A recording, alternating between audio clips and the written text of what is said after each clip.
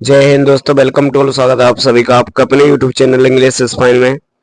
तो देखिए दोस्तों, आज हम एटीग्रेड अभ्यास पुस्तिका कक्षा 5 की हिंदी विषय की पार्ट 3 पंडित ईश्वर चंद्र विद्यासागर इस चैप्टर को भरेंगे भी और आपको अच्छी तरीके से समझाएंगे भी। तो अब आप चैनल पर नए तो चैनल को सब्सक्राइब कर लें और वीडियो को सभी दोस्तों के लिए शेयर जरूर करें, जिससे सभी दोस्त अपनी किताब भर पाएंगे। और भरवा तो सभी देते हैं, लेकिन इसमें समझ में भी अच्छे से आएगा आपको। तो चलिए स्टार्ट करते हैं। तो देखिए, ये अपना पहला प्रश्न रहेगा, ईश्वर चंद्र दूसरे छात्रों को क्यों पढ़ाते थे। यानी ईश्वर चंद्र हमेशा दूसरे छात्रों को पढ़ाते थे। क्यों पढ़ाते थे? क्योंकि उन्हें पढ़ाना बहुत अच्छा लगता था। प्रश्न नंबर दूसरा है इसका, पराजय शब्द में उपसर्ग क्या है। तो उपसर्ग हमेशा पहले जोड़ा जाता है, प्रत्यय हमेशा बाद में जोड़ा जाता है। तो इसमें क्या है कि शुरू में क्या है, परा। तो इसमें आंसर हो जाएगा अपना परा। अगला देखिए, क्वेश्चन नंबर 3 है अपना। तो क्वेश्चन नंबर 3 अपना ये रहा, प्रत्यय का सही प्रयोग शब्द है। प्रत्यय का सही प्रयोग शब्द है, यानी प्रत्यय किस में लगा हुआ है।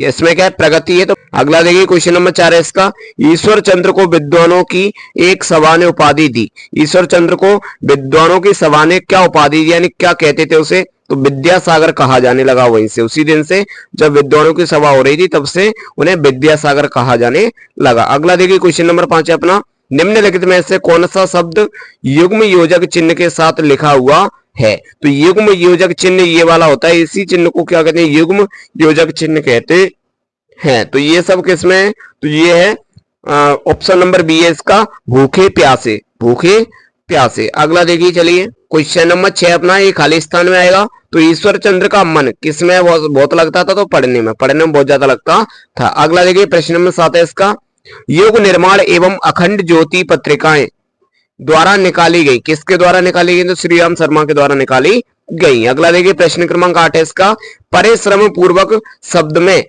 जो प्रत्यय है वो क्या है। तो पूर्वक। इसमें क्या है, पूर्वक प्रत्यय है। अगला देखिए, प्रश्न क्रमांक 9 है इसका, दर्शन शब्द में ईय प्रत्यय जोड़ने पर क्या शब्द बनेगा। तो इसमें बनेगा दर्शनीय। क्या बनेगा, दर्शनीय। अगला देखिए, प्रश्न क्रमांक 10 है इसका, ईश्वर चंद्र ने अंग्रेजी के अंकों की सीख किससे ली थी। तो मील के पत्रों से ली थी। अगला देखिए, प्रश्न क्रमांक 11 इसमें, ईश्वर चंद्र के पिताजी ने जीविका के लिए क्या किया।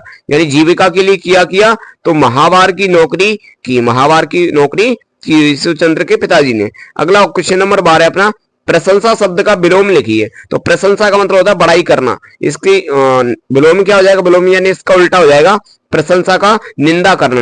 निंदा का मतलब होता है बुराई करना, किसी की बुराई करना। तो चलिए आगे देखते हैं, प्रश्न क्रमांक 13 इसमें, ईश्वर चंद्र को आत्म सुख कब मिलता था। ईश्वर चंद्र को खुद को सुख कब मिलता था। तो दीनहीन और गरीबों की सेवा व सहायता करने में उनको आत्म सुख मिलता था। अगला देखिए, गति शब्द में अपनी इच्छा अनुसार कोई उपसर्ग लगाकर नया शब्द बनाइए। तो बन जाएगा प्र लगा देंगे इसमें, तो बन जाएगा प्रगति। प्र प्लस गति यानी बराबर क्या लिख देंगे, प्रगति।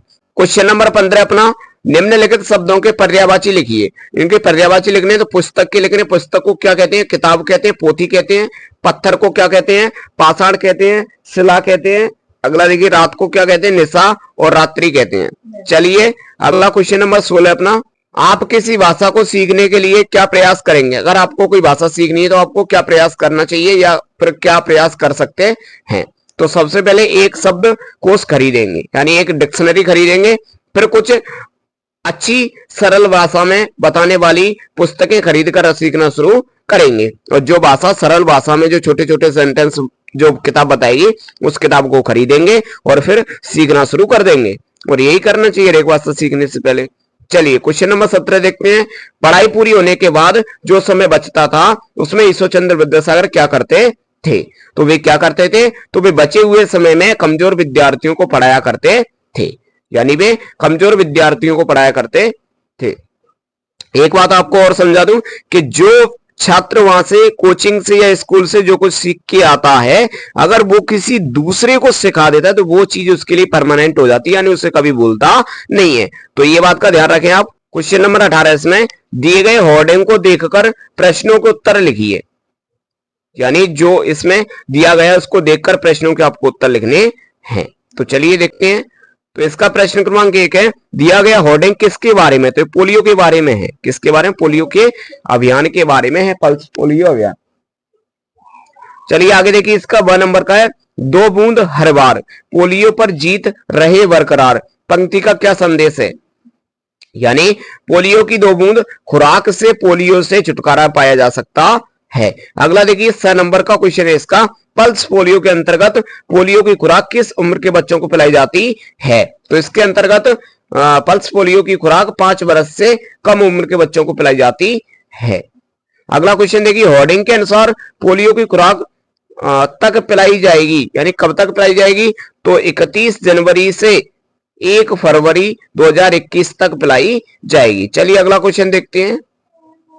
क्वेश्चन नंबर 19 अपना, गांव में लगने वाले मेले की सूचना नागरिकों को मेले में किस तरह से सूचना मिलती है? तो देखिए इसका उत्तर है, गांव में लगने वाले मेले की सूचना नागरिकों को निम्न माध्यमों से दे सकते हैं। तो सूचना कैसे दे सकते हैं? विज्ञापन के द्वारा, प्रचार प्रसार के द्वारा, दूरसंचार के द्वारा, सोशल मीडिया से दे सकते हैं, कोटबार से मुनादी करवाकर सूचना दे सकते हैं, या मोबाइल या फोन से किसी को सूचना दे सकते हैं कि वह उस जगह पर मेला लगा हुआ है, फिर वहां पे लोग इकट्ठे हो जाएंगे, मेला घूम सकेंगे। तो चलिए क्वेश्चन नंबर 20 इसका लास्ट क्वेश्चन रहेगा अपना, किन्हीं 3 समाचार पत्रों के नाम बताते हुए बताइए कि समाचार पत्र क्यों उपयोगी हैं। तो पहले 3 समाचार पत्रों के नाम बता देते हैं, दैनिक भास्कर, अमर उजाला, राज एक्सप्रेस।